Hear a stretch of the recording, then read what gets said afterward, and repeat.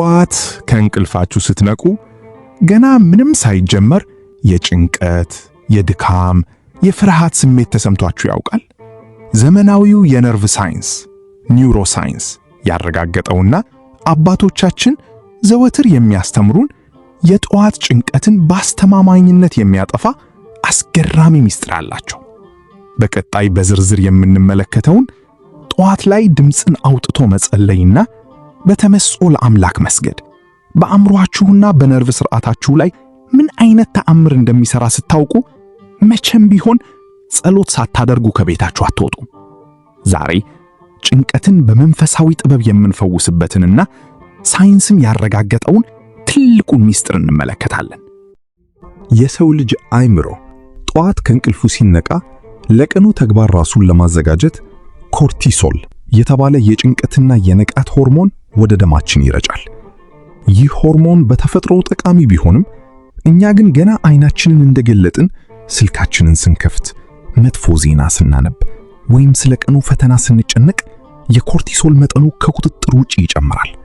ከዛስ ቀኑን ሙሉ ስንደናገጥ፣ ስንበሳጭ እና የልብ ትርታችን ሲፈጥን እንውላለን። ነገር ግን ቤተክርስቲያናችን የነግህ ጸሎት ወይም የማለዳ ጸሎት በማለት የሰራችው ሥርዓት ይህንን ሳይንሳዊና ተፈጥሯዊ የጭንቀት ቀውስ በአንድ የሚያስተካክል መለኮታዊ ሕክማ ነው። አባቶቻችን አንዳንዴ ጸሎት ስታደርጉ ዝም ብላችሁ በልባችሁ ብቻ ሳይሆን ከንፈራችሁን አንቀሳቅሳችሁ ድምፃችሁን አውጥታችሁ ጸልዩ ይሉናል። ይህ ምን ያደርጋል?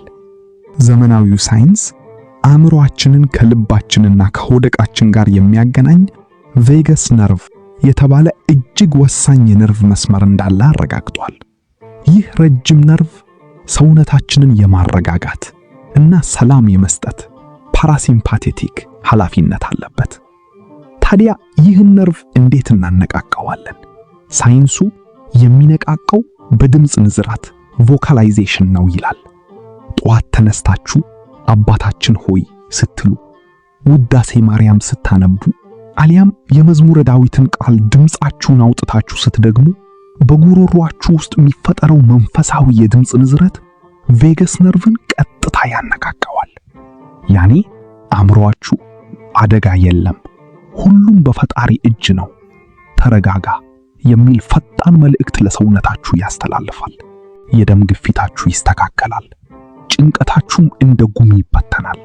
የቤተ ክርስቲያን ዜማ፣ ማህሌት እና በዜማ መጸለይ ዝም ብሎ ሥርዓት ብቻ ሳይሆን ለሰውነታችን የተሰጠ ነፃ የሕክምና ጥበብ ነው። እስኪ ይህንን የጠዋት ጸሎት ኃይል የሚያሳይ የአንድ ታላቅ አባት እውነተኛ ታሪክ ላካፍላችሁ። በግብጽ በረሃ የሚኖር አንድ ወጣት መነኮሴ ነበረ። ይህ መነኮሴ ሌሊቱን ሙሉ በሐሳብ ሲባዝን ያድርና ጠዋት ሲነሳ ከባድ የድብርትና የጭንቀት መንፈስ ይጫነዋል። አቅም ያጣል፣ ቀኑም ይጨልምበታል። ይህ ፈተና ሲበዛበት ወደ አንድ መንፈሳዊ አባት ሄዱ።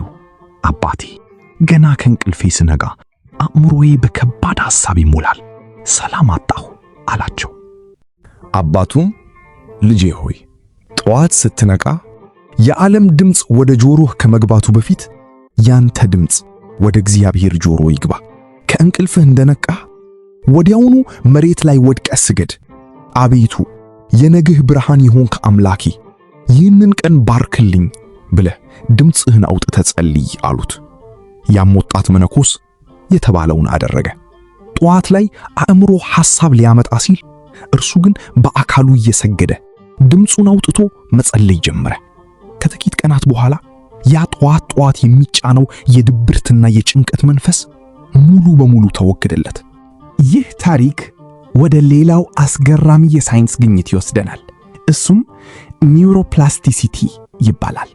ሳይንሱ እንደሚነግረን አእምሮአችን ልክ እንደ ፕላስቲክ ቅርጹን የመቀየር ተፈጥሮ አለው። በየቀኑ የምናደርገው ነገር የአእምሮአችንን አወቃቀር ዋይሪንግ ይቀይረዋል። ጠዋት ስትነቁ ስልካችሁን እያያችሁ የምትጨነቁ ከሆነ አእምሮአችሁ ለጭንቀት ራሱን ያዘጋጃል። አእምሮአችሁ ጭንቀትን ይለማመዳል። ነገር ግን በየጠዋቱ የነግህ ጸሎት ማድረስን ልምድ ስታደርጉ አእምሮአችሁ በአዲስ መልክ ለሰላም፣ ለትዕግስት እና ለፍቅር ራሱን ማዋቀር ሪዋየር ማድረግ ይጀምራል።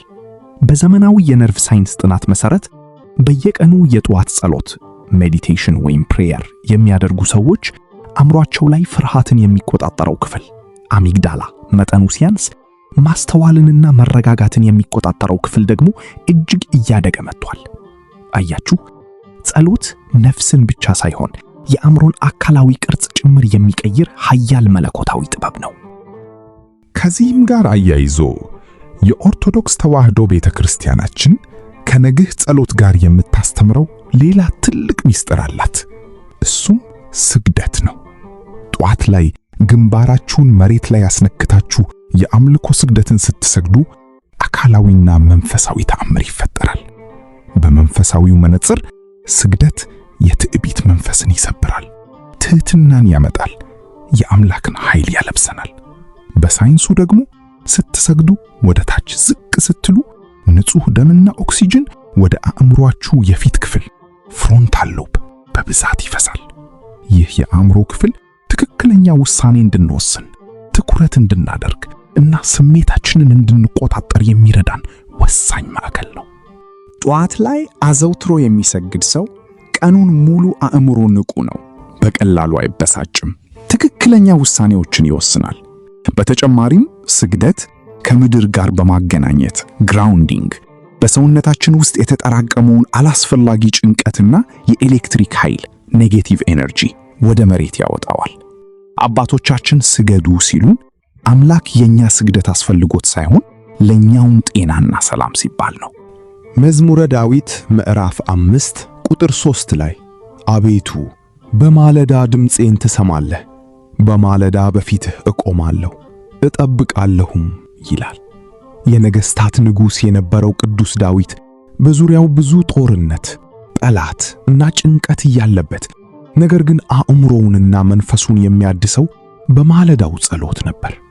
ወዳጆቼ፣ የጠዋቷ የመጀመሪያዋ ሰዓት የቀኑ መሪ the rudder of the day ናት። ጠዋታችሁን በጸሎት በምስጋና እና በስግደት ከጀመራችሁ ቀናችሁን በጠቅላላ ማንም ሊያበላሸው አይችልም። ቢበላሽ እንኳ በተሻለ በረከት ይታደሳል። ከዛሬ ጀምራችሁ አንድ ውሳኔ ወስኑ። ጠዋት አይናችሁን እንደከፈታችሁ የዓለምን ጭንቀት ከሚነግራችሁ ስልካችሁና ቴሌቪዥናችሁ በፊት ፊታችሁን ወደ ምስራቅ መልሳችሁ ለፈጣሪያችሁ ስገዱ። ድምፃችሁን አውጥታችሁ የነርቭ ሥርዓታችሁ እስኪረጋጋ ድረስ አባታችን ሆይ በሉ። የመዝሙረ ዳዊትን መዝሙራት ድገሙ። ያኔ በውስጣችሁ ያለው የጭንቀት ሆርሞን ኮርቲሶል ሙሉ በሙሉ ይወድቃል። የእግዚአብሔር የሰላም መንፈስ ደግሞ በነፍሳችሁ በስጋችሁና በአእምሮአችሁ ላይ ይነግሣል። አቤቱ የነግህ ብርሃን ይሆንክ፣ ፀሐይን አውጥተህ ፍጥረታትን የምታስደስት አምላካችን እግዚአብሔር ሆይ ይችን አዲስ ቀንና የብርሃን ነጋት ስለሰጠህን እናመሰግንሃለን። በቅዱስ ቃልህ በስግደትና በጸሎት አእምሮአችንን ከጭንቀት ልባችንንም ከፍርሃት ታደገው። ምስጋና ይሁን አንድ አምላክ ለሚሆን ለአብ ለወልድ ለመንፈስ ቅዱስ አሐዱ አምላክ አሜን።